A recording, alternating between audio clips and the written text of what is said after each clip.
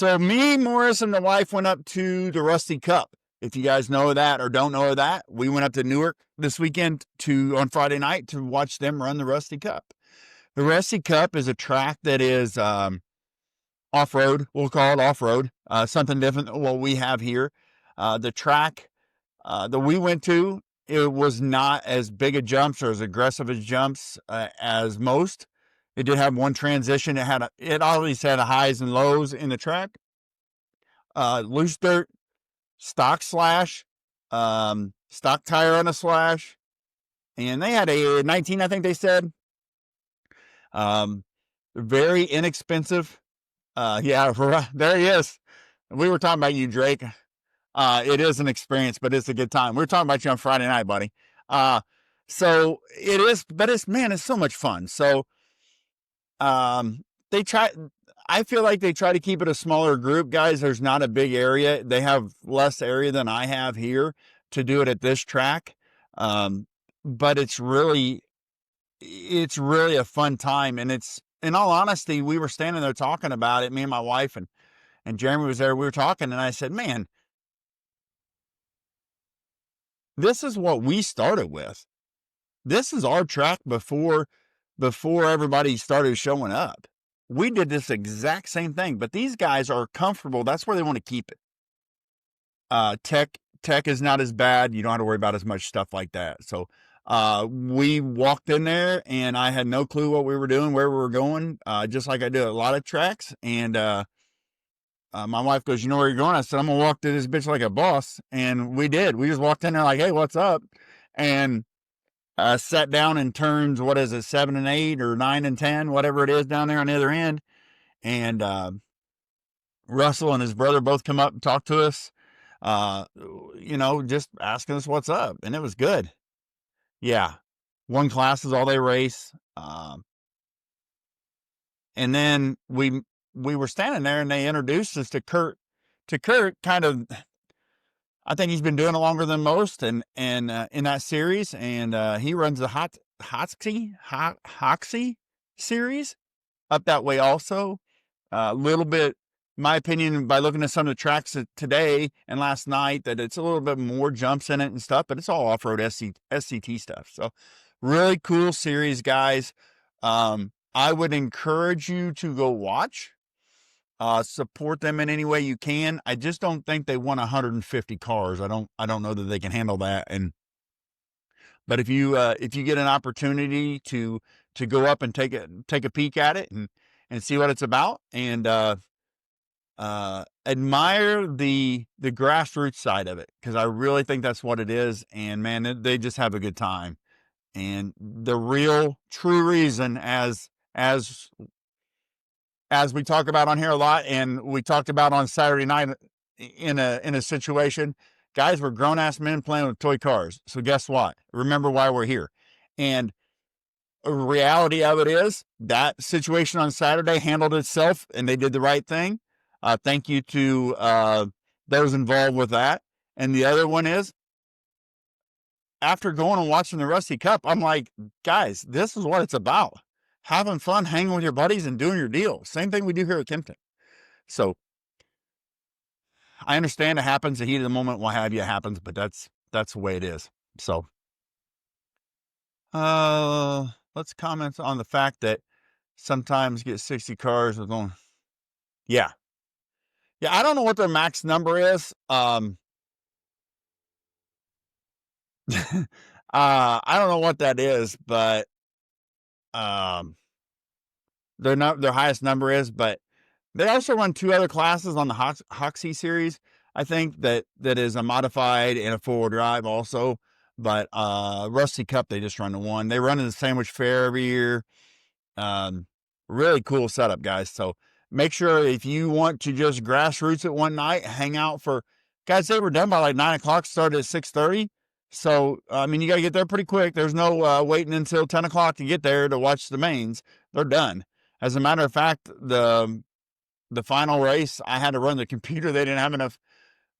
We call them marshals. They call them flippers, They didn't have enough. So hey, man, can you call this race? I'm like, I don't care. Let's get it. So here we go. And I'm honored that they asked me to do that. And it was a great deal. So Then we jumped in the car, come home, took a little nap, got up the next morning, and headed down to, actually, I headed to Kankakee. We got some product to get things started here at the track to get improvements going. A lot of people should be happy with those improvements. We'll expose those as we go. Steve says, so far this year, the Rusty Cup has averaged 25 cars. So that's good. That's a good number, man. It gets you through the program pretty quick, and you can get through it and enjoy it without it being, man, I'm telling you, you get too many, it gets to almost be a job. But thank you for having us. Thanks for the hospitality, Steve. You and Russ both. Kurt, it was really good talking to everybody that was there. There was not a sour face in the deal, you know. It was great. It was a good time. Young kids, old guys, everybody was doing the exact same thing, playing in the exact same class, enjoying the exact same time. So remember why we do this. Next up, we got a car on Saturday afternoon, actually, about noon, and we headed down to Jake's, Knoxville Nationals. As I said earlier, there's 46 drivers, 91 cars.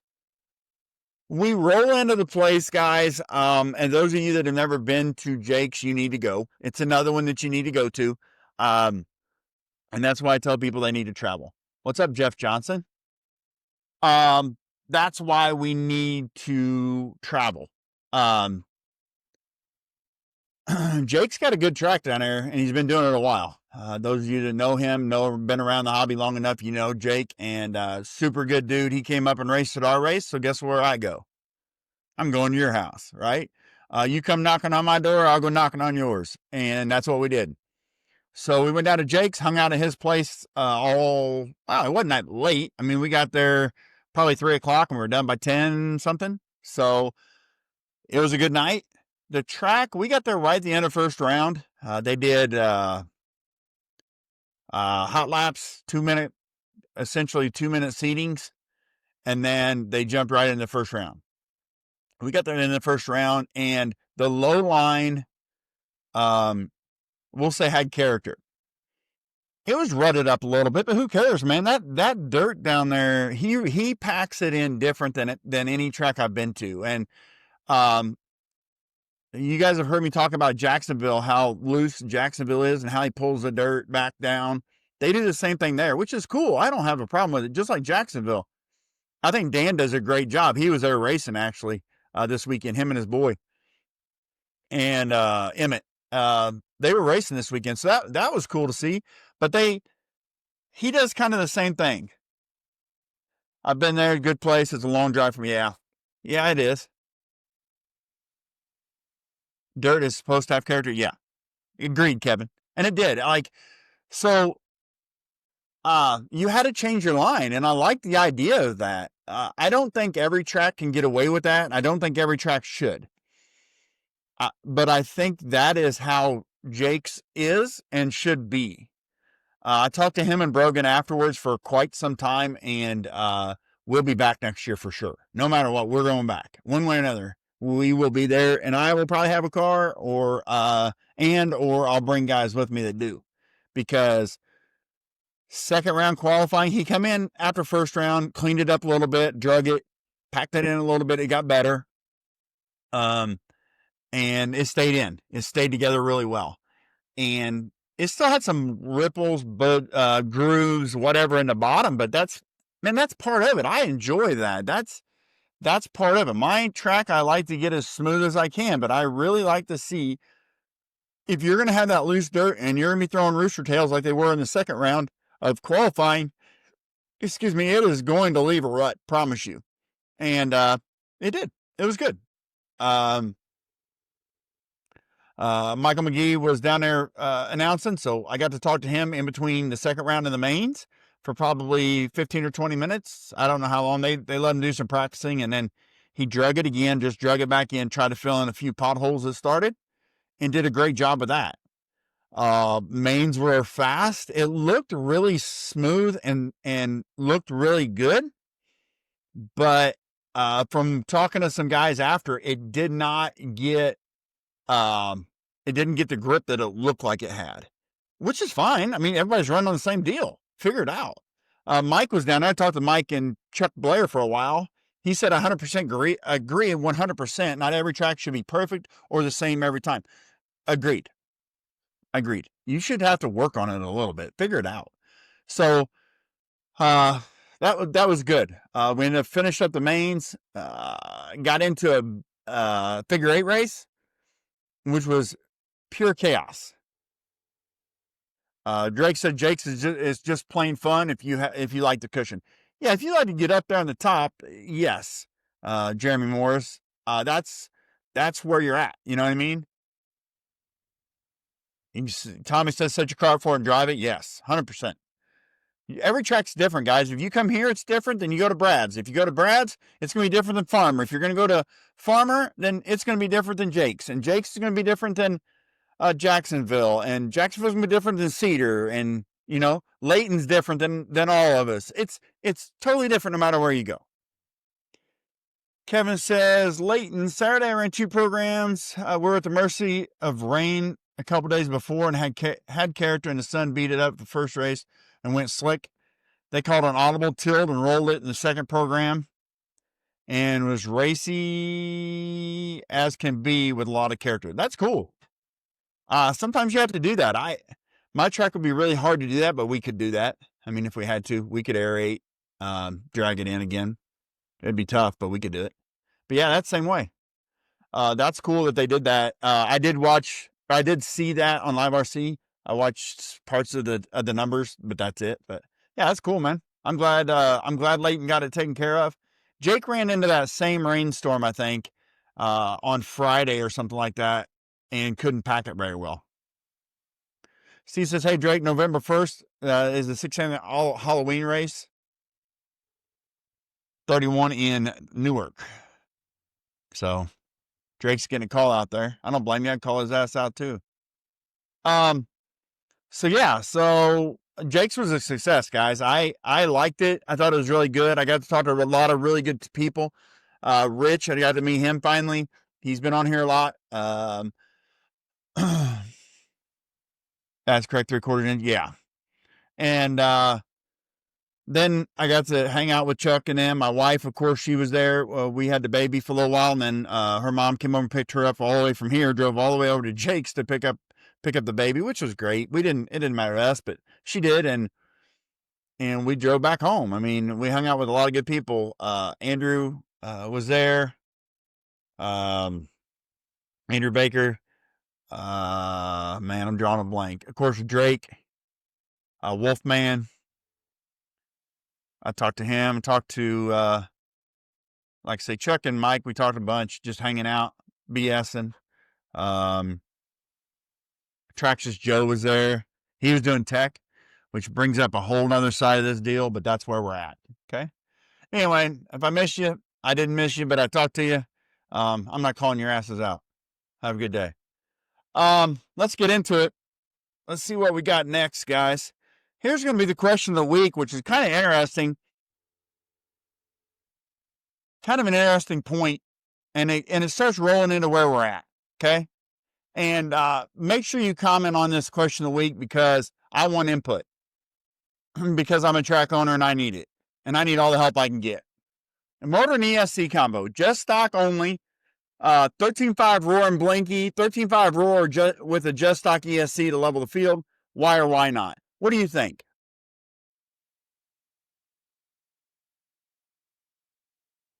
What do you guys think about that? I'm going to crack a cold one here while you guys are talking or thinking, typing. Getting them thumbs warmed up. What do you guys think about that right there? So I think this comment was brought, or this question was brought to me, and I don't really have a side on it, guys, because of knowledge. I feel like the 13.5 just stock is cheap. And cheaply built sometimes. It's kind of a crapshoot. The second one is the 13.5 roar blinky. Where do we go there? Or do we go to the 13.5 roar and just stock system? Essentially, I feel like that would level the field, meaning also with the manufacturers. We're not relying on one manufacturer for a bunch of classes. I don't know if it's right, wrong, or indifferent. I don't know that there is going to be a right answer here. I just want to know what you guys think. I like the 13.5 just stock in the buggy street stock. I like that in that. I think that is the entry level that it should be and where it should be.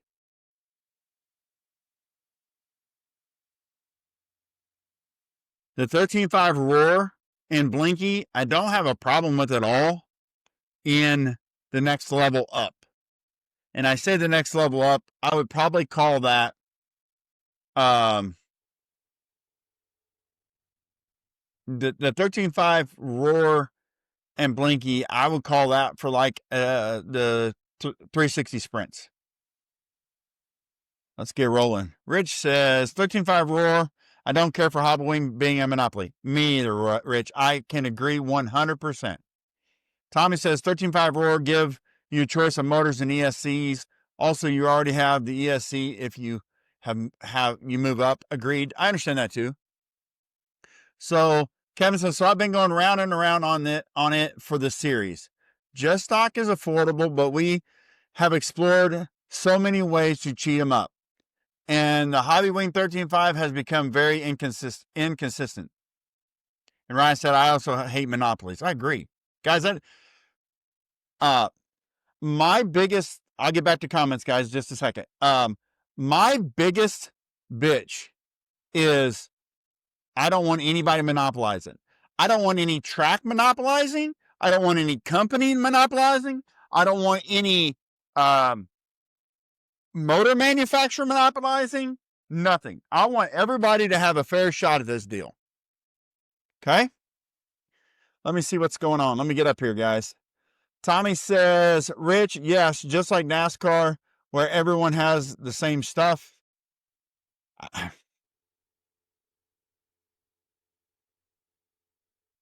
I don't know that that's my problem with Roar is that too. I mean, Brogan says, I'm not super knowledgeable either, but I think an open 13.5 or an open ESC don't have to buy a hopped up motor, just add some boost. I like just stock, but people changing wires in the ESC, and I've heard of a company reprogramming them to get more amperage output. I agree with that, and I have heard that also. Kevin says, I think 13.5 Roar and a just stock ESC. I agree, Kevin, with that. I think the only problem with that is the cheated up ESC, which we can figure them out. We've been working on that a little bit. Chris says, I feel like it should be just stock ESC only and don't have to worry about Blinky until they're cheated up, where they're kicking more amperage out. Drake says, I drove one of the 13.5 late models that almost won Jake's last night. I didn't really enjoy driving it. Even the buggy street stocks is funner to me. Elaborate on that or message me about that, Drake. What made you think that? Agree 100% on your statement, Rich says. Fagan says, besides Fastlane, please let me continue. Yeah. You ain't monopolizing shit.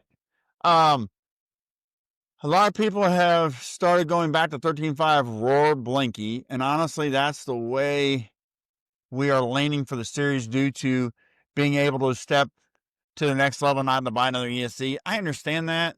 I just have heard, and guys, I'm young to this. I've just heard horror stories about Roar motors, that the guys are spending $250 on them, sending them back all the time to get them quote unquote freshened up. I don't know that those guys are winning everything, but that's my only problem.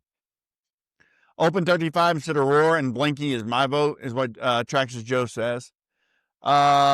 Rick says it's all a matter of preference on Roar 13.5 motors. I've ran Phantom and Exalt, and I think they're very similar. Yeah. I don't disagree 100% with Joe either. being an open 13.5. It's just, I don't know, man. It's so hard in a spec class to keep it level. The level playing field. Unfortunately, I've heard 13.5 just stock motors have went from 275 to 325. For whose? Who you buying that from? ESC is expensive for racers. We all are buying $100 just stock motors, so it's cheaper, and in my opinion, to go with Roar and a just stock ESC than spending. You speed up the show with tech and arguments. I agree. Brogan said this might go down another road, but if we aren't going to have tech open ESCs, I don't disagree with you at all, Brogan. If you're not teching, what's the use in having a rule? If they want to spend $250 on a motor, let them. Those are the same guys spending $150 on cheaters just stock motors. I agree, Tommy. I'm not disagreeing with you, buddy. Drake says just slow as fuck. With the just stock, it was full pin all the way around. At least with the street stock, you have to lift. Those cars need more power. I don't think outlaw or open motor is the answer. I have a $250 open, a 17.5 that will outrun a 13.5 just stock. Agreed. Understood and agreed.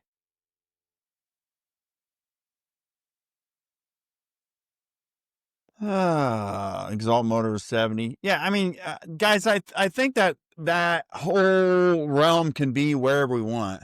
Let's talk figure eight. Chuck Blair in there being a blocker last night, destroying everybody. Yeah, I don't know that there's a right. I really do. I do like the just stock system in the buggy. I will hold to that.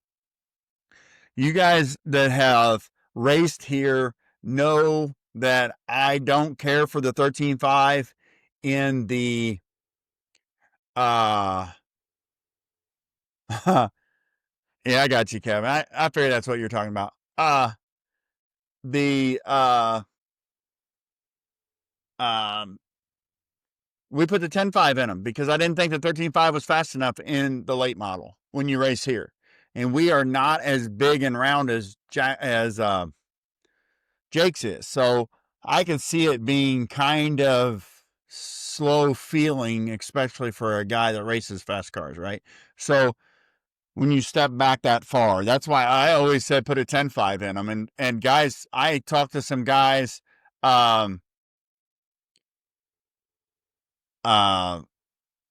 this weekend that really enjoyed the 10.5s in those cars. Chuck Blair says, in all seriousness, I think just stock, I assume is what he meant. System is awesome. The 10.5 is the way to go. Though 10.5 sprint and 10.5 late. I don't know. You know what I mean? Like, here's the problem you run into is you start making a change like that, guys, and the 13.5, the 10.5, the 13.5 Roar, them guys are spending a ton of money to go race next season. And not that they're not going to already.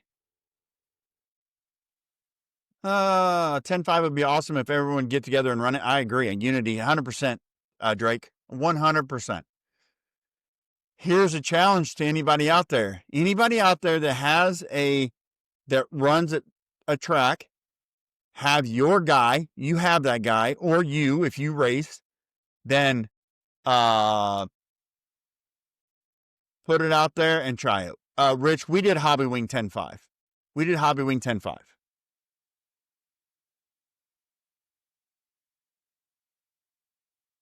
Brogan says, I think everyone should either go open or a 13.5 figure eight. Dude, we should have had it. That's what you should have had. You should have had a mod or a open motor figure eight. That's what it should have been last night. So, guys, we're not going to solve this problem today, right here, right now. Kevin says, my 13.5 Roar motor, $110 retail motorizer and into the car. Yeah. I would like to get a bunch. I mean, I'm sure you have, Kevin, or Wits has, whoever has, somebody has. Attitude/figure eights. Yeah. I mean, I'd like to have a comparison of them, like numbers. I like numbers so I can see them of how much faster a 13.5 is than a 10.5 just stock. I would get away from a 10.5 just stock in the late model if we could have the same power out of a 13.5 Roar or a 13.5. We could do open 13.5. The problem is it's a step. It's a stepping stone. You know what I mean? Stupid question yet is probably no, they are not. I don't believe they are. Kevin can answer that probably more than anybody, but I do not believe that they are. I haven't looked at the Roar. Roar drives me crazy, so I don't even look. Last time I looked at Roar, nobody was approved for anything until they paid their bill. And then when they paid their bill, they got approved. Seems odd, but that's how I read it. But you know what I mean? I would do 13.5 or, you know what I mean? Something else. I would do something else besides a just stock, guys. I don't want the monopoly either. I wish we could get away from just stock a little bit. Running 4 or 5 classes in a race that has just stock in it is not good for the hobby. Mike says, like I said last night, I don't care. Tell me what the rules are. I brought a motor to race your track. I bought a motor to race your track, bought another 13.5 for Jake's, and a JDR for High Road. Yeah. JDR 13.5 is just stuck with the just stock ESC. So if it's a monopoly, it's supporting a local guy. Yeah. Roar is the RC equivalent to BBB. Yeah, I agree. I don't think the BBB is a problem. You know what I mean? And so is Roar, I think. That's my only problem with it, guys. I mean, I would really rather be open than Roar, in all honesty. It's going to be a money game, but God, guys, we're not playing with cars from fucking Walmart. Yes. That's how I rate it too. Andrew says, yeah. And thanks for the food last night, Andrew. Me and the wife appreciated that, buddy. Thank you. KRC, the slash street stock is an Outlaw 17.5 and an open Blinky ESC or a 13.5. Just I put on great racing. That's interesting too, Drake, that is an option. That 17.5 Outlaw. Here's another thing that I got to say, guys, and I put a post up last week about polling everybody about chassis. And we'll steer away from this 13.5 just stock, but keep in your mind because I'm sure it'll come up later in the night. I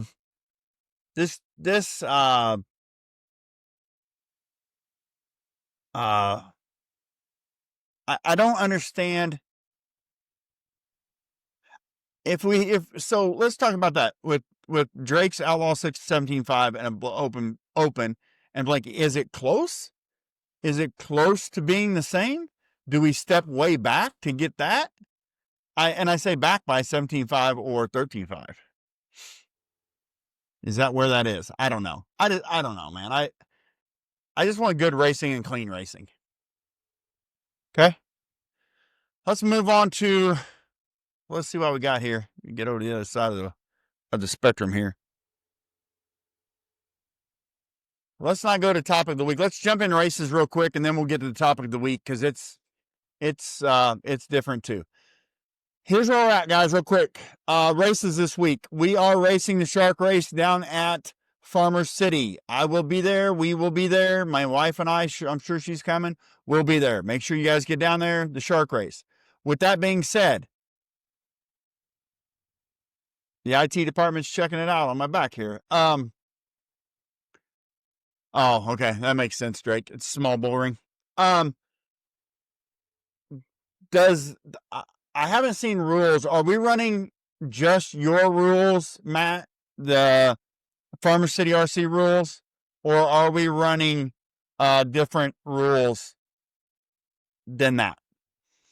The reason I'm saying that is last year when we were down there, we had a question of it had to be a stick battery, couldn't be a shorty. Is that true or not? That's the question. So, stick pack or no stick pack? Can we run shorties in the slash race? I know guys from here run shorties, and I want to make sure that they are good to go with that before you get down there. Okay. Next one up, Layton Speedway. They got a club race this weekend. I assume they're still doing it. I haven't heard any difference on their schedule. So Layton, get down there, get you some club racing in.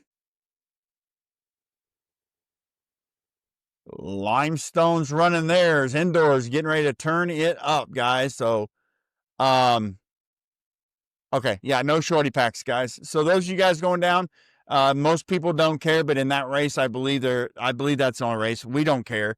It's not said in the rules, I don't think anywhere, but you do have to have shorty pack, or you cannot run shorty pack. I'm sorry, you cannot run shorty pack. Limestone's running indoor, so make sure you guys, if you guys are getting into high bite stuff, get in there and get that done. This one here we talked about last week too. We're going to talk about it again. Jason Hainline, a.k.a. JJ Mustang, who is on here right now, or was mere minutes ago, has worked his ass off, and him and Claypool and a bunch of the guys up Thunderdome have worked their ass off getting this thing ready.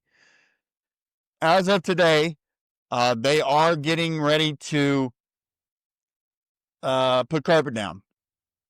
And they are still scheduled for a race or a practice on Friday night, 17th, right? So make sure that if you guys want to get out there and check out that new oval and get that done, make sure you do. Okay? Get out there and get that done. Here is what the track looks like currently. That's the one Jason just sent me this picture. So you guys can see they did put a handrail in there. I assume that handrail is going to stay. You're going to race under it. So, there's that, which is fine. I don't think it's going to be bad with that there. Obstacle, though, on the infield. You can see in the back and on the sides there, they got a wall started. So that's going to be there. So make sure you guys, if that's something you want to get done. Yeah, it's going to be sick, Kevin. It's going to be sick. Let's get back here. Slideways, they're getting ready to open, not this weekend. It's next weekend. The 25th Slideways opens up. So make sure you guys want to get that supported, get out there and get that done. And anybody down in the southern part of the state, down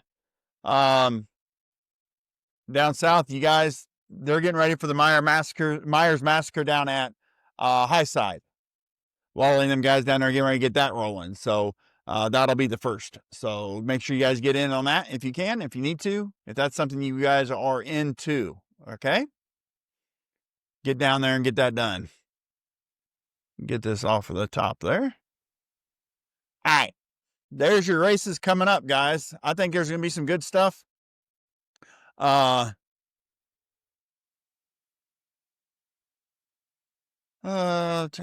I definitely feel I can kill the car. Can't wait. Yeah, I think the low Cs are going to be really good. They did have some 1RC stuff on there with lipos on it, and they say they're fast on there. There's a whole list of cars that they're racing. Low C sprints, I believe, are going to be one of them. 13.5 sprints are going to be one of them. So definitely some stuff. So if you guys want to get up there, get that checked out next Friday, and then their first race is the 31st and the 1st. So make sure you get up there. We'll probably be up there on that day after trick-or-treating to check that deal out. I think it's going to be a badass deal. I really want those guys that worked on that track are great people, and I want that to do as well as it can because good people worked on it. So Cedar Rivers and Palo on the 18th also. Okay. Yep. I got them. I don't know what happened to him, Scuba. No, I'm kidding. I got him. Let's see here. What are we gonna do? All right, let's do this here. There it is, guys. Topic of the week: rules, schedule, and respect.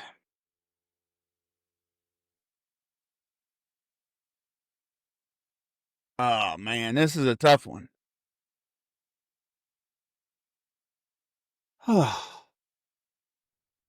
It is tougher it's more of a tough conversation than looking at that face on the screen right now.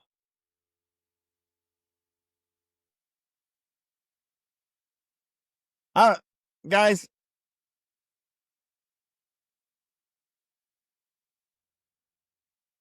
rules have got to get better. Yeah, you like that? Rules have got to get closer. BB Mods Racing Friday night comes. Oh yeah, yep. Brad's racing his last Friday Night Lights this weekend too, guys. I forgot all about that. The last of the race series. Get down there for Friday Night Lights. Get that done. It'd be good to have a nice turnout on Friday night down there. It's been a little short, but I think Fridays are going to be short. But man, if you guys can get a group down there to run down there before the Shark race, hang out on Friday night, or if you can't make the Shark race for some reason, get down there and race Brad's for the last before the War on 54 coming up at the end of the month. That's the 30th and the first two, right? Something like that. So there's gonna be a lot of action that weekend. But get some laps into Brad's before you BB Mods before you get Route 50, War on 54, and then you can head down. It's kind of a preview, a couple weeks ahead. Kevin says trying to get rules ironed out, and we'll tell you on the opposite side of rules, it sucks. Yeah. It's nice to see a racer get on the back door, right? Like get in on the backside of figuring out rules, because it does suck. But 24th, 25th is a war. Okay. Thanks, Matt. 24th and 25th. So that won't conflict with the mothers. That's good. We'll be down probably for both. We'll see what happens, but we'll probably be down. Yes, rules, guys. 5-star, October 18th. Call of the Wild, last event for the outdoor oval. There you go. I didn't know you were running that, Shane. Way to put up there. So 5 stars running one more on the 18th this next weekend also. So if that's somewhere you need to be, get over there and get that done in Indiana. Indiana guys, if you don't want to come over to the Shark race, guys, there's always options. And that's where we're running into right now with rules. And that's why we're going to talk about it right now. You see it as we're talking. Guys are putting up that they're racing. We have 15 tracks within almost 2 hours of us. Oh, yeah, the 25th is at RC. I'll be up there. Yeah, I will not be at War on 54. I will be in Wisconsin. Thank you, Jason. I forgot about that. I need to put that in my book. So as we're talking, guys, people are posting more and more shit about tracks open, tracks available, tracks whatever. We as tracks need to get together. There's so much more that people can learn, talk about. The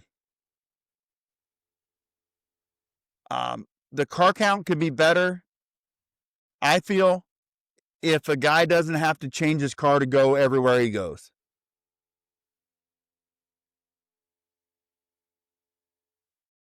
Myself, and another guy, he's on here. If he wants to shout out that he's involved, he can. I'm not putting your name out there unless you want it. Have got together, and we are going to try to get a group of track owners together this winter for outdoor racing and get a rule set that is very close.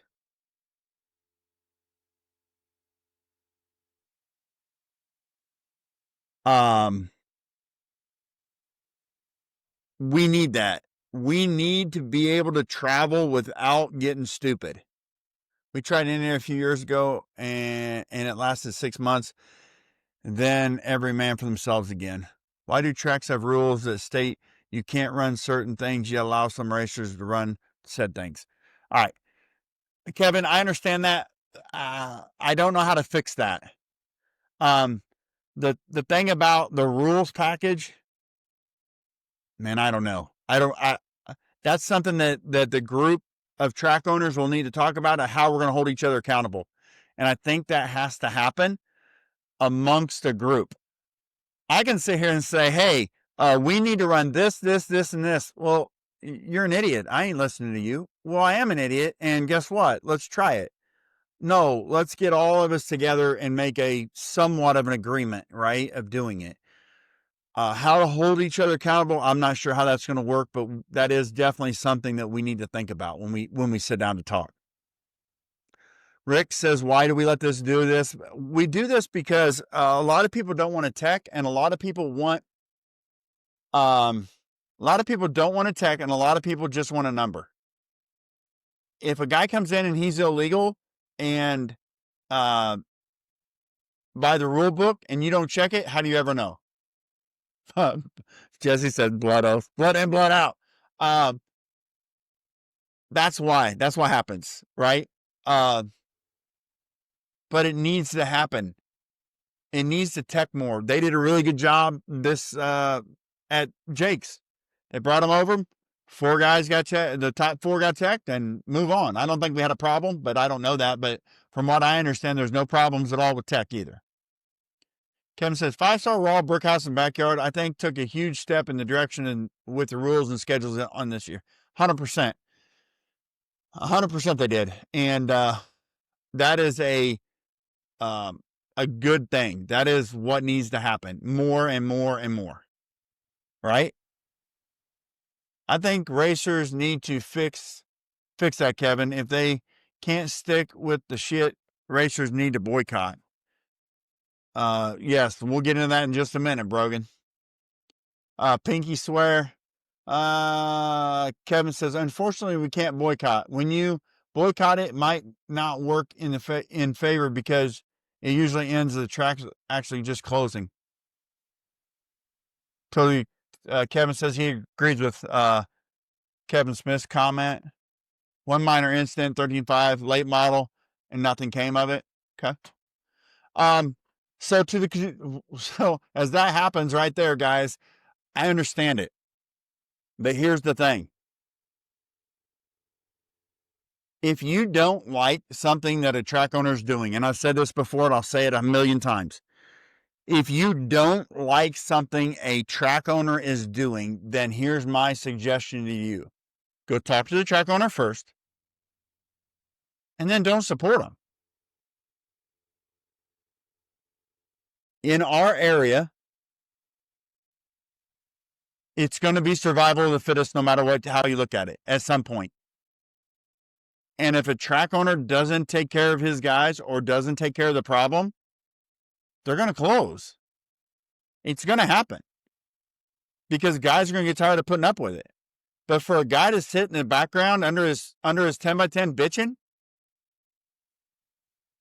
and not saying anything but to his buddies and getting madder and madder and still going to the same track and bitching about it every week does nothing for anybody. Somebody needs to say, hey, politely or professionally go to the track owner and say, hey, man, we need to clean something up here. Is there something I can help you with? No different. And I'm not just saying for tracks. If you don't like a series, if you don't like an event, if you don't like that, that's how it happens. We have plenty of tracks, and if you can't do what's best for your customer, you don't deserve to be in business. You're in it for the wrong reasons anyway. That I agree with that, Brogan, to an extent. Kevin says we have to start constructive criticizing.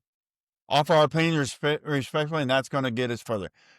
I agree with you, Kevin. That's what I just said. We have to go talk to the track owner first, or the promoter, or whatever it is. Whatever. Rich says, Roger that. If they fix it, go elsewhere. Yeah, if they don't fix it, go elsewhere is, I think, where you're at. And that's true. But Kevin, you're right too. We have to talk about it. We have to have that communication and say, hey, this is what we don't like. But if you're going to continue to support a track owner that will not change anything, if everybody around him say everybody around here agrees on a rule package and one guy doesn't, and he will not change, what are you going to do? I mean, how many guys are going to go to that track to change it for one track? We took a poll before the year and said, hey, how many of you guys are normal guys? How many of you guys want to run 10.5s? We tested them at the end of the year. We had the majority of our people say 10.5. So we ran it. A lot of people put 10.5s in their cars. You know what I mean? A lot of people put 10.5s in their cars to race here this year. But we asked our core racers what they wanted, and that's why we did it. Guys, we didn't expect to have the turnout we had anyway this year. We were grateful for it, but we didn't expect it. But we wanted to try something different and see if the racers liked it more. And I don't have a problem with that if you have a core group that will do it. Now, hang on, let me look real quick.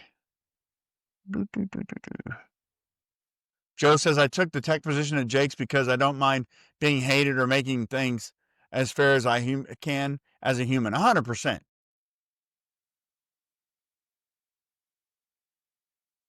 Jesse says, I think Jason had a 7.5. Yeah, he was fast. We had a good number though. Oh, it's up here. Hang on just a second. Let me look real quick. Just quickly, I'll look and see what we had. Come on, Tony, do what you do. I'm looking on LiveRC real quick, guys, just to see. Like, even the fall brawl had a pretty good turnout on 10.5s, and honestly, crate lates. Yeah, we had 18 crate lates, but we allowed both motors in. You know, we allowed either one. But I promise you, if a guy raced here once, he raced here twice with a 10.5. Jason's worth 3/10. Yeah, he can race. He got his ass handed to him in a buggy street stock, though, didn't you, Jason? He had nothing for Morris this year. Morris was fast in that car. 13.5 just stock deal. But it came up with good racing, and the 10.5 made it really good racing. So, I don't know. You have to talk to the track owner, promoter, what have you first. Secondly, you then have to go, you have to figure out what you're going to do. Ryan says the 13.5 late model class has really started to grow faster than anything I've seen in years. It's starting to get young kids help and sponsorship to move up. That needs a close set of outdoor rules. And an agreed on. Correct, Ryan? An agreed on amongst tracks. And I've done the comparisons before on here with the buggy street stock and stuff. The buggies are pretty close. The street stocks are pretty close, really, in rule. I don't think there's a whole lot of adjustment there. I think this class, the 13.5 late model, really needs a somewhat of an adjustment just to make sure we figure out what that is. Because if those young kids are getting help or getting help to move up, they need to be able to go anywhere they can and race. But as I said, if you cannot get good criticism to a track owner and the track owner if he does nothing about it, and I'm not saying one time, I'm saying, hey, we were here last week, we talked about it, and we didn't come back for 3 weeks. Say we didn't come back for 3 weeks. I don't know what the time limit is to give a guy time to get something done, or at least attempt to make a change. I don't know what that looks like. I don't know if it's a season or what, but the problem is people start fading off because they have to change so much stuff, I feel. Again, guys, spec racing. we need to figure it out. Ryan says the Buggy Street Stock class has helped the sport a lot in the last few years too. Agreed, and I think they're really close on rules, Ryan. If you look at the rules, I think when I did that rule comparison, which I can bring up next week, I really feel like we had a really, really close set of rules that was not much difference. I don't think you're going to put a tire rule on anything at any track. I really feel like quasis can probably work almost anywhere, and maybe even sprinters anywhere, and then you have a house tire. Just my opinion on it. I can't speak for other track owners or how they work or what's right or what's wrong, but I feel like 2 to 3 tires, and having, or even one house tire and 2 standards would be really good for any class. That way a guy can still get around on a quasi if he gets there, right? Or on a sprinter. But if he has to have something like, we'll say, an ellipse to get around, as your house tire, everybody's going to go to that anyway. And then buy tires all night. So I don't think you're going to have that. I just think we have to figure out a rules package, and you have to either be able to do it right, do it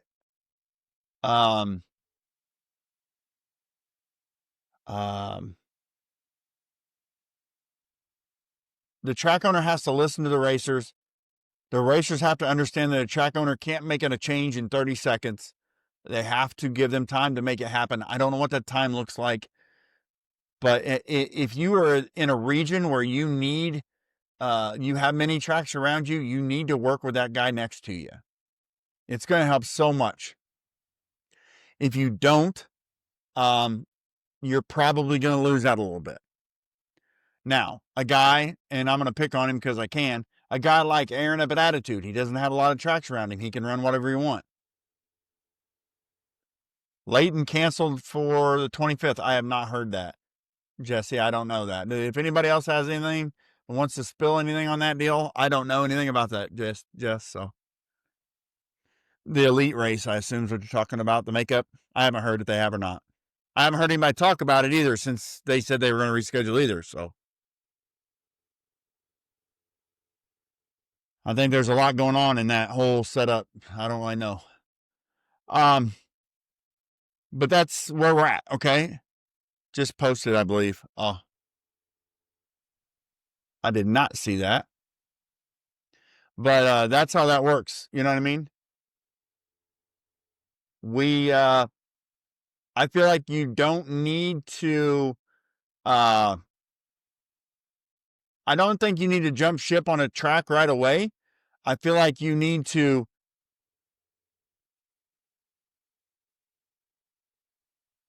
I think you need to talk with a guy and make it better, right? Try to make it as good as you can, without just jumping ship on what he's doing. Okay. Or she, or the promoter. But if they don't make a deal, then, yes. Elite Series just posted 16 minutes ago. Due to weather in Iowa, they will be canceling the Layton Speedway deal. Yep, you're right, Jess. I just went back and seen it. So, so there's that. Jake says R.I.P. I agree. I just think, guys, there's a lot of stuff that you have got to do right, or there's enough tracks around here. And guys, we're blessed. We're blessed to have 20 tracks in the area. There is a lot of tracks that we can go to right now. As my list of attendance goes, I see 1, 2, 3, 4, 5, 6, 7, 8, 9, 10. I don't know, 10 or 12 right off the list that I go off every week that are really close. What's up, Mark? that, man, if we could get those guys on the same page for rules for the spec stuff, then there's where we are. You know what I mean? And guys, you guys might have heard me in the past talk about lower end classes, lower classes. I'm going to start calling it spec classes because it's not lower. Every class is as important as the next one. So don't think that that's a dig. I don't think that's going to happen, Jesse. I got too big of a mouth.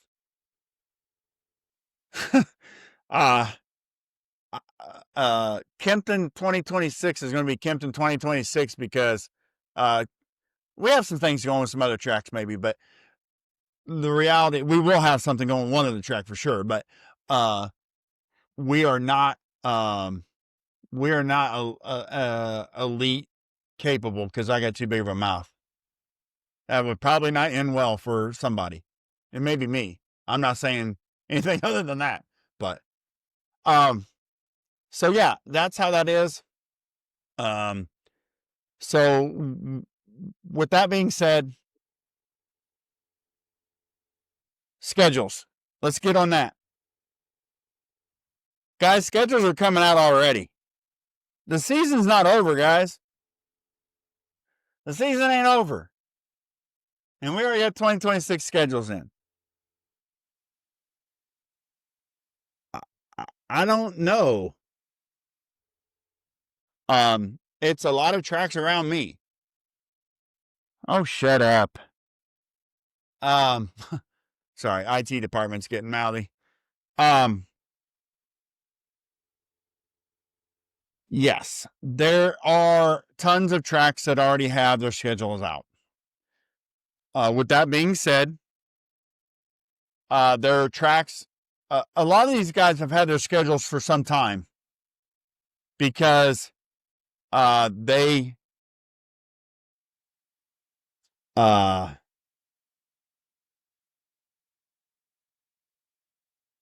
you work behind the scenes, guys.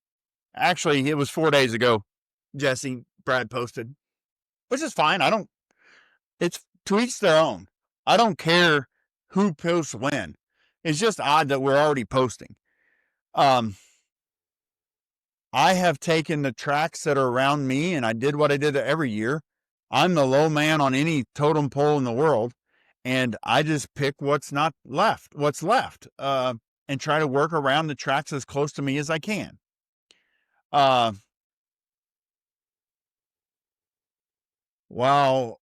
not pull them out for the next 5 years? What the fuck? Handline, I understand. I don't get it, but whatever. So Matt says when the first one dropped, everyone had to do it to save their dates. It's hard with so many tracks. Okay. So, and I'm trying to understand this because it's really weird to me. If you drop your schedule, then I can't schedule on top of you. There's only 4 weekends in the month. Maybe 5 if you're lucky. So there's 10 tracks I just named off. Where do we go? So you put your date out there. I can't do nothing then. I'm out. I guess I'm not racing this year. Kempton's closed, boys. No dates are available. You're going to get scheduled on top of. Yeah, right there. Exactly. Kevin nailed it on the head, but it goes to working with each other also. 100% it does. The fun factor is still win every time, though. It's not possible not to schedule on top of each other. It's not possible. It's not at all.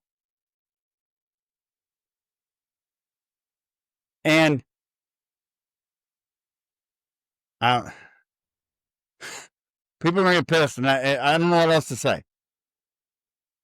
If you don't think you're going to get scheduled on top of, you're completely wrong.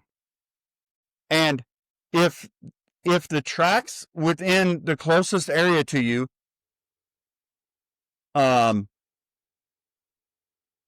do their deal right, then what do? If I'm just happy it will never rain again during the summer ever after seeing what all was posted. Going to be a shit show. Yes, it's going to be, Ryan. 100%. You know what I do on a big race whenever it gets rained out? I cancel it. Done. I'm not rescheduling it. Sorry, guys. We missed that one. Kevin says there's always going to be some conflict, but tracks working with each other works it in certain ways. It works so much better because, and here's my side. Guys, I'm on the outside looking in on all this shit. 100%. Because of the way it is. I'm not in the group. I'm not in that group. So guess what? I just pick and choose when I want, and I go from here out. So, and then I set my schedule up and I send it to a few guys to see what they think with the schedule that are out, just kind of talk about it.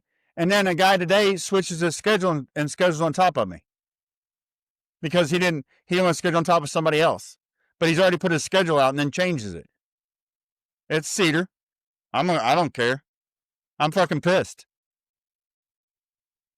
You put out a schedule that you obviously didn't think about, but you want to make sure you're the first ones out. So then you put your schedule out and you change all your shit around. Mark, Mark's right. Do your own thing. I'm Kempton and I'm going to do what I do. But the fact that you can throw a schedule out and then jump around with your dates because, somebody else put something out and I don't want to schedule on top of them. Now I'm going to be this guy and that guy. I'm putting my dates out, and if you don't show up, that's fine because I'm going to do what I do. But it's just it pisses you off whenever that guy says, "Hey, we're going to do this," and we're going to do this, and we're going to do that, and we're going to do this, and then, oh yeah, Jake, just wait, buddy. You get that people. Then they throw a schedule or throw whatever they're going to throw out there, and it's nothing of what you're told. Just doesn't seem right.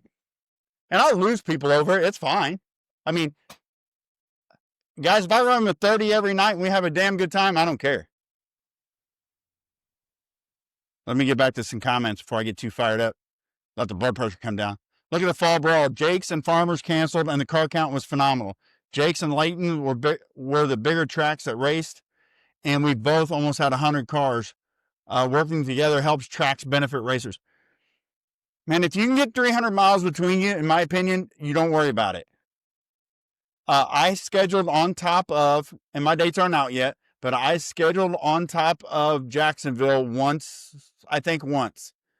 They're 300 miles from me, guys. I can't please everybody, but you start there, right? Russell said releasing your schedule last might be an advantage. I just do it because I picked the dates. I don't care. I don't have any dates set in stone. Like I've got to be on the 23rd day of the second month of the 30. I don't give a shit. As long as we're racing on a Saturday and I pick one Saturday a month so I don't screw everybody else out. One Saturday a month, and then we'll maybe run a Friday here and there. But that's all we're going to do. It's not right to schedule every week. Plan on tracks to schedule the same date. Don't get frustrated. It's fine. I just get pissed because I feel like it could be so much better, and we just end up sticking each other in the back like dickheads every time. Attitude post rescheduled dates when they initially post a big race. Ryan says Unjustified. Too many tracks and new tracks coming there. Also, so many days in the season, low car counts everywhere. Yeah, that's the problem. If you'd work together, we'd all have good, just like the deal I showed earlier. If we work together, you get better car counts. But in club races, I don't even know why you'd schedule a club race. We had tracks that scheduled on top of each other when one had an open date to draw cars away from the other. Yeah, I mean, it happens. You send me a list of all the tracks racing in 26, and I'm gonna go to Attitude one of them weekends. Yes, we have a date set for Scooby, you don't know this yet, but there is an open date where nobody's racing around here that Attitude's racing, and I'll send you that. But I have it on my calendar of every track in Illinois and Indiana, probably Michigan and Wisconsin. I'm going to put in a calendar just to see how bad it gets. We will make it a point to make it to Kempton. Thank you, Jake, for that. It's a good time, just like always. Me too. Can pick. You can pick one for me. Run your big races the same weekend every year. That way, we all know when the race is, just like they all do the world. Yeah, you can do that, but what happens if that date's taken? What happens if Billy Bob down the road took that date because he opened a track in his side yard again, like I did? So hard. I say put your schedule out the last weekend of the year, or the last month, say December. You can put your schedule out so guys can plan for 26. Dropping it early doesn't help anybody. It pisses people off because then they figure out that they're getting fucked in the end.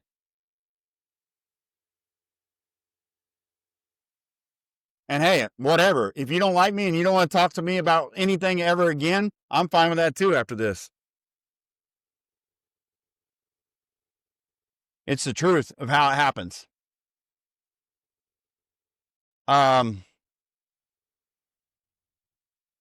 They did send me, I talked to Aaron about, I did talk to Aaron, about the Attitude schedule. He has some dates. So yes, there is one right now open.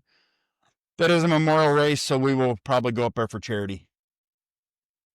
Another thing that irritates me about it, man. I mean, everybody thinks it's a big deal to do this. It is a big deal. And you know why? To get car count, to do something good for somebody and have somebody that does that. You know what I mean? I don't care who is scheduled with you. We'll be at the Super Bowl. Thank you for that. Fall Brawl is going to be big again next year, guys, I hope. And Shriner Race. The reality of it is Shriner Race was supposed to be in August. It's probably going to be in June this year. Just because we got fucking scheduled on top of. And that race, I don't care. I don't want any reason for somebody not to be able to make the Shriner Race at all. Because I don't care what happens that day. We're writing a check to the Shriners Hospital. The rest of it's bullshit. All right. The last part goes into the same as what we're doing. Yeah, no shit. There's a raccoon hotel across the street. About 40 of them in there. Respect. Respect goes that way too. Every track deserves one flagship event and date. Agreed.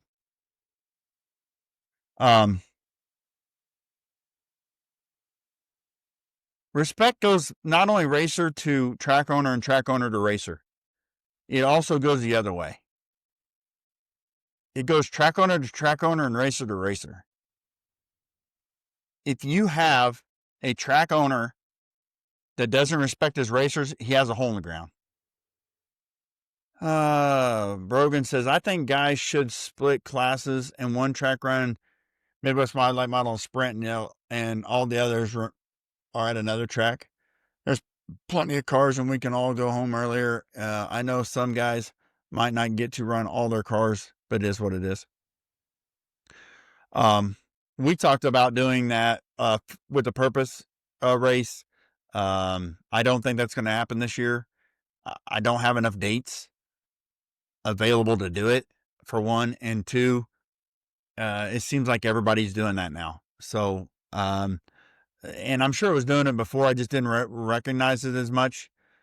That's why we do the Slash race, the end of the year race, because slashes don't get enough recognition in our opinion. And that's why the Fall Brawl was started. So the Slash gets a highlight date. But I see a lot of places and no disrespect to any of them. You know what I mean? Just like the WITS series, which I think is going to be a really good series. I'm going to try to make most of those races. The purpose-built cars, that's what they're racing in that series mostly. So, that's how it is. You know what I mean? But a lot of guys are kind of shifting that way. I just wanted a quick night for guys with purpose-built cars to be able to come in, get a bunch of cars through the system, and move on down the road and enjoy the night of racing without being here for 14 to 20 hours. The reality of it is there's a lot of people doing that. We're going to let the other tracks do it, you know? Don't step on a scheduled date for the Shriners benefit. Well, too late. Well, I didn't have it out, so I can't really bitch, but, I didn't have my dates out, but I had open dates because of the schedule. So I mean, it's just irritating. RTR night and purpose built nights. Yes, Drake, that our RTR night is not really, but we really showcased the Slash street stock in the fall brawl. And, that's the way that will always be. That money is put up by the racers for the Slash. There's $1,100. Jason Van Nuys took home $600. We donated $600 to him for the winner this year. He bought some more RC cars. Tracks would have to work together though. Could run 2 tracks per weekend, not hurt the car count and anything. Yeah, agree with that, Brogan. 100%. You could send cars. You're going to run half the field in this track. You run the other half the field at the other track. And the reality of that is the best thing that could happen to that is you could run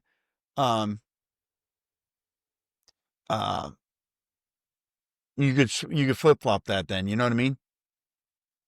Purpose built one track one week and then the RTR, the spec stuff at this track the next night. So, or the next weekend night, however you want to work it. Not going to the fall brawl and getting to cruise around in a 2-seater needs all classes of that day. Yes, 100%. That, I don't think I'm to the point of splitting classes yet. I understand Brogan's point to it. I just don't think they're close enough yet. Now, that being said, we haven't ironed out the details of the deal we got working, so who knows what that'll come to. You know what I mean? But there's plenty of stuff available for everybody to be able to race and have a good time. I don't know, man. I was pretty fired up this week. I'm actually calmed down some from it after going to races this week and kind of just hanging out, enjoying the race, enjoying the time with people, and honestly getting to spend the weekend. Me and my wife hung out all weekend, so it was really good to be able to just hang out and race and not think about it a whole lot until today. So, but that respect thing, guys, has got to go every way it can. And if it doesn't, in my opinion, the respect side of this is the problem. And I don't think guys sometimes even understand that they're being disrespectful to a track owner or another racer or track owner to track owner. They're just doing their thing. And they have blinders on. I feel like some of the guys think they're better than other guys. Racers to racer, track owner to track owner. Racers to track owners to racers. You guys that have been here, I don't know what the IT department is digging in. I don't know. You guys that have been here know my driver's meeting is not about what we're doing on the track. You guys have a really good idea about that. My driver's meeting is, guys, if I didn't have this place, you guys wouldn't have anywhere to put these things on the road. And if you weren't here, I'd have a fucking hole in the ground.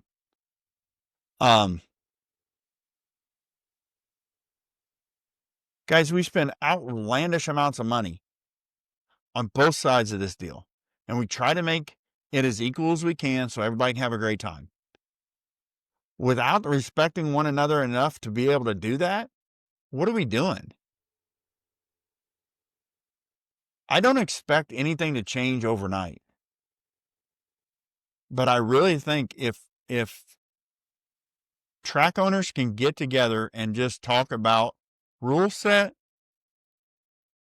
understand the scheduling, and not be like, I'm taking all these dates. Well, how about the rest of us get a little bit?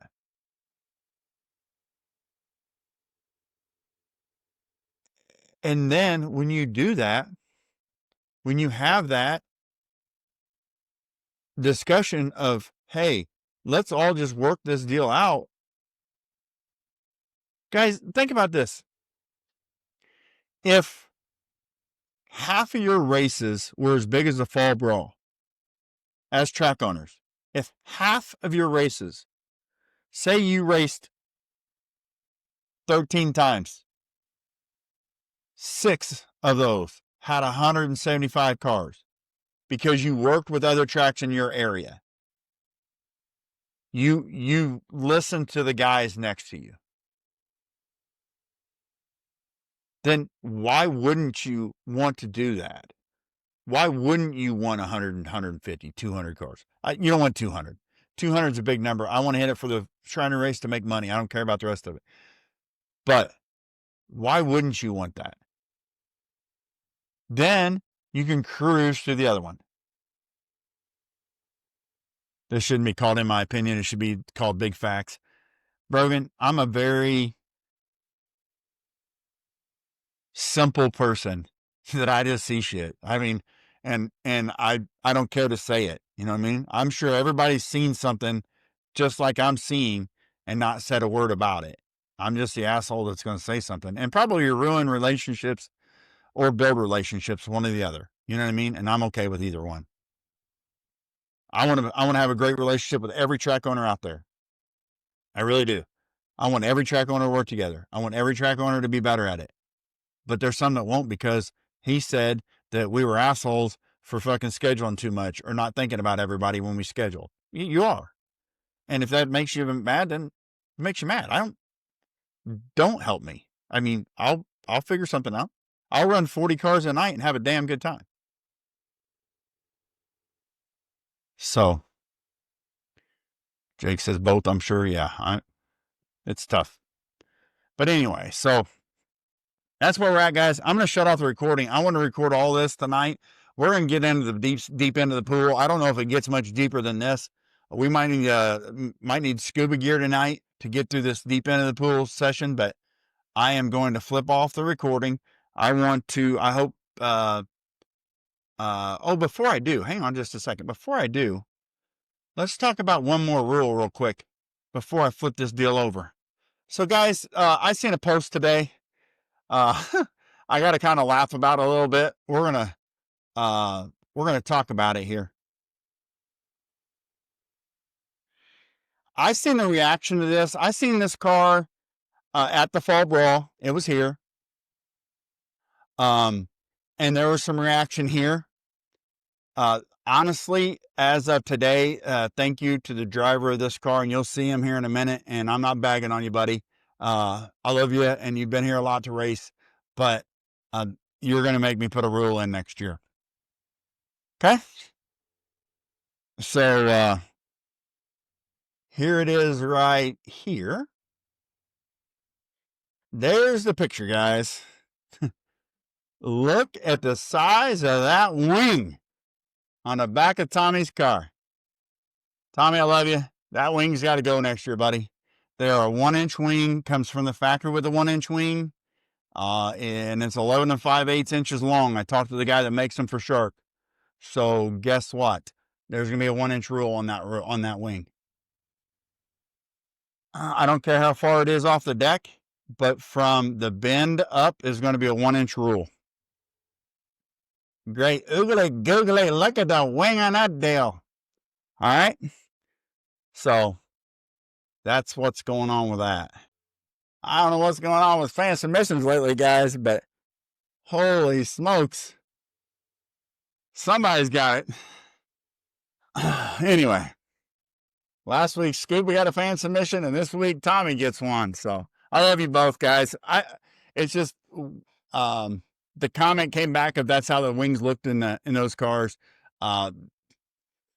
I don't know if that's that much of an advantage, but we will put a 1-inch wing rule on it. And whoever keeps sending in fan submissions, keep them coming. I'm game for that. Let's go. I like them. Thanks for listening to In My Opinion. Don't forget to join us live every Sunday at 7 p.m. Central on Kempton Speedway Facebook page. Catch our highlight show dropping Wednesdays on RCU Radio's YouTube, Spotify, and all major platforms. Please like, share, and subscribe. We appreciate your support, and I'll see you next time.